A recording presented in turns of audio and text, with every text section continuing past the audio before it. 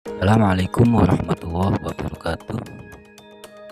Pada hari ini saya akan menyampaikan materi ilmu dakwah Islam di prodi manajemen dakwah.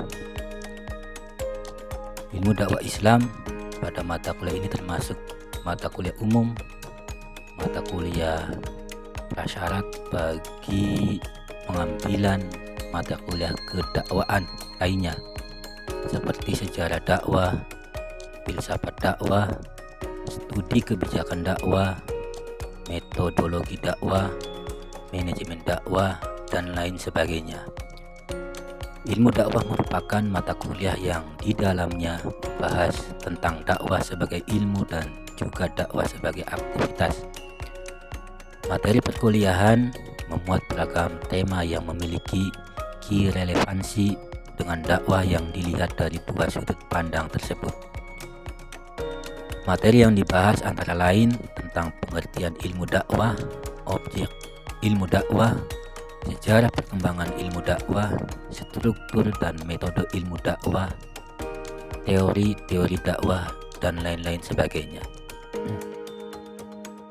Objek dakwah dalam keilmuan dakwah dikenal dengan kata mad'u yang berasal dari isim maf'ul dari kata da'a yad'u dakwatan mad'u. Terus objek studi, metode, signifikasi, dan ilmu-ilmu berkaitan ilmu dakwah Islam. Maudhu memberikan penegasan tentang objek dakwah dengan menyesuaikan kepada tujuan dan sasaran dakwah, seperti yang diungkap beliau dalam kitabnya Tadhkirah Du'at al-Islam, yaitu dakwah ditujukan kepada seluruh umat manusia pada umumnya dan kepada umat Islam khususnya agar menyembah Allah, tidak menyekutukannya dengan sesuatu dan tidak akan menyembah Tuhan selain dari Allah. Yang kedua, dakwah ditujukan kepada orang yang bersedia menerima Islam sebagai agama yang menurunkan keyakinannya kepada Allah, membersihkan jiwanya dari penyakit nifak, dan selalu menjaga amal perbuatan agar tidak bertentangan dengan ajaran agama yang dianutnya.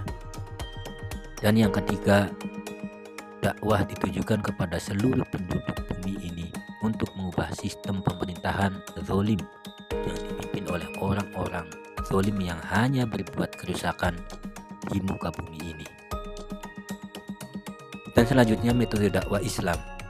Metode dakwah Islam di sini ada 3 metode.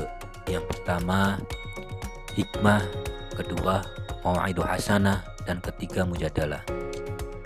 Hikmah adalah berdakwah dengan memperhatikan situasi dan kondisi sasaran dakwah dengan menitik beratkan pada kemampuan mereka, sehingga di dalam menjalankan ajaran-ajaran Islam selanjutnya mereka tidak lagi merasa terpaksa atau keberatan.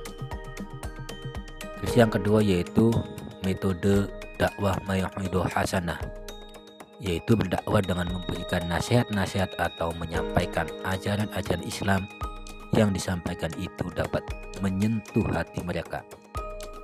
Dan ketiga, metode dakwah mujadalah. Mujadalah adalah berdakwah dengan cara bertukar pikiran dan membantah dengan cara yang sebaik-baiknya dengan tidak memberikan tekanan kepada sasaran dakwah. Dari 3 metode ini bisa diterapkan dimanapun. Selanjutnya yaitu signifikansi ilmu dakwah. Signifikasi ilmu dakwah erat kaitannya dengan paradigma masyarakat.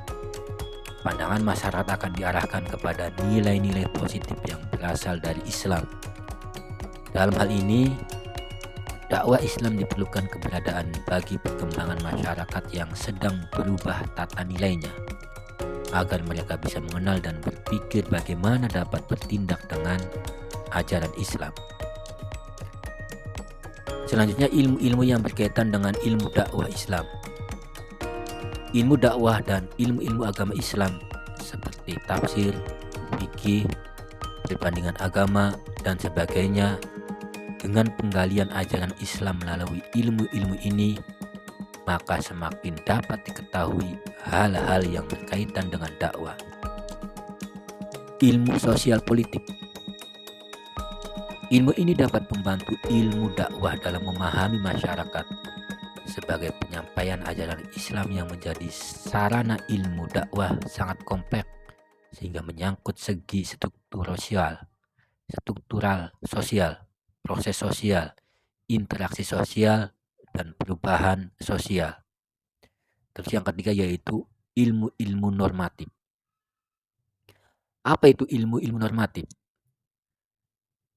Dalam istilah filosofis yang lebih umum, ilmu normatif adalah suatu bentuk penyelidikan.